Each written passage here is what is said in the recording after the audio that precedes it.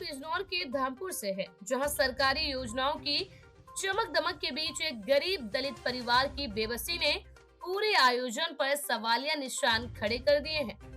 नूरपुर खंड विकास कार्यालय की ओर से आयोजित मुख्यमंत्री सामूहिक विवाह योजना के समारोह में उस समय सनसनी फैल गई, जब ग्राम आजमपुर निवासी परिवार ने पंचायत सचिव पर 10,000 रुपए की रिश्वत मांगने का आरोप लगाया।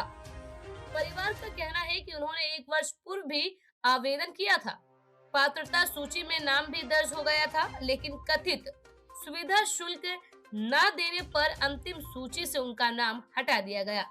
परिणाम ये हुआ कि उनकी बेटी मंडप तक पहुंचने से पहले ही योजना से बाहर कर दी गई। ये मेरी वीडियो से आपसे भी बात हुई, लोग से भी बात हुई है, और जो इस बच्ची है इसकी मम्मी से भी बात हुई है। उनका कहना है कि हमारा नाम था और अब हमारा सूची में नाम नहीं है। उनसे मैंने बोल दिया एक एप्लीकेशन लिखकर आप ब्लॉक में वीडियो साहब या ब्लॉक को लिख कर दो और उसकी सूची की जांच कराएंगे, और उनका नाम था या नहीं था तो उस पर कार्रवाई कराएंगे, और नहीं भी था तो उनकी शादी कराएंगे। हमसे जो अगला टर्न होगा अभी 8-10 दिन में या 15 दिन में उसमें उनकी शादी करा दी। ये जो आरोप लगा रहे रिश्वत मांगने का, ये क्या है? ये गलत है। जो आदमी अपने बच्चों को कसम खा रहा है, सेक्रेटरी के मैं अपने 2 बच्चे दोनों ही कसम खा रहा, तो ये भी गलत है। इस तरीके से झूठा आरोप नहीं लगाना चाहिए। समारोह स्थल पर मौजूद लोगों के सामने परिवार ने रोते हुए आरोप लगाए, जिससे माहौल तनावपूर्ण हो गया। कार्यक्रम में मौजूद भाजपा जिलाध्यक्ष भूपेंद्र सिंह चौहान, बॉबी और नूरपुर ब्लॉक प्रमुख आकांक्षा चौहान जब तक शिकायत पहुंची तो उन्होंने सार्वजनिक रूप से कड़ी कार्रवाई का आश्वासन दिया। उन्होंने कहा कि यदि किसी कर्मचारी द्वारा घूस की मांग की पुष्टि होती है तो उसके खिलाफ सख्त कदम उठाए जाएंगे। भाई भी यहाँ बैठे हैं और बहनें भी हैं कि अपनी सभी योजनाओं के लिए आप जागरूक बनिए, जानकार बनिए।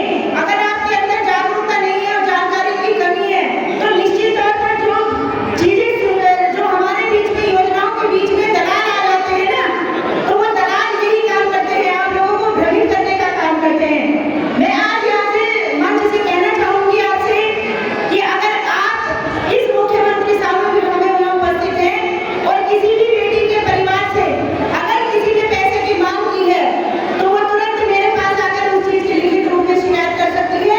मैं उसकी पूरी तरह से जांच कराऊंगी और उसके अगर किसी ने पैसे दे दिए हैं तो उसके पैसे वापस दिलाने का काम करूंगी।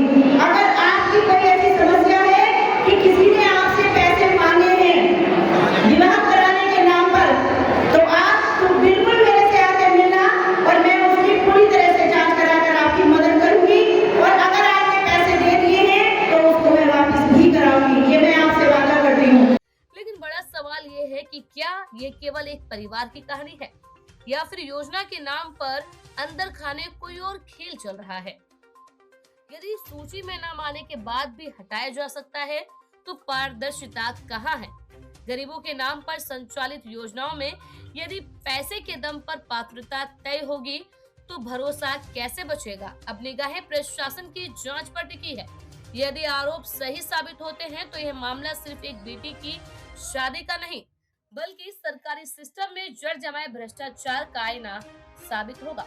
मुख्यमंत्री योजना में जो फॉर्म आवेदन करने का पैसे लेने का कोई आरोप लगा दी महिला लगाया था। ये एक प्रकरण संज्ञान में एक महिला आई थी। इसमें मैं ये कहना चाहूँगा कि ये जो आरोप लगाया है इसमें त्रिस्तरीय सत्यापन है। सबसे पहले ग्राम पंचायत सचिव ने उसका सत्यापन किया है, फिर सेक्टर अधिकारी ने उसका सत्यापन किया है, और फिर उसके बाद समाज कल्याण एडीओ समाज कल्याण ने उसके सत्यापन किया। उसके बाद यहाँ से फॉर्म उसका फॉरवर्ड किया गया। फिर भी अगर वो कुछ कहती है तो उसकी जाँच कराई जाएगी, और जाँच में अगर कोई ऐसी संगति पाई जाए तो संबंधित के खिलाफ नियमानुसार कार्रवाई की। आप मानते हैं कि ऐसा कुछ होता होगा कि पैसे कैसे मांगे जाते हैं?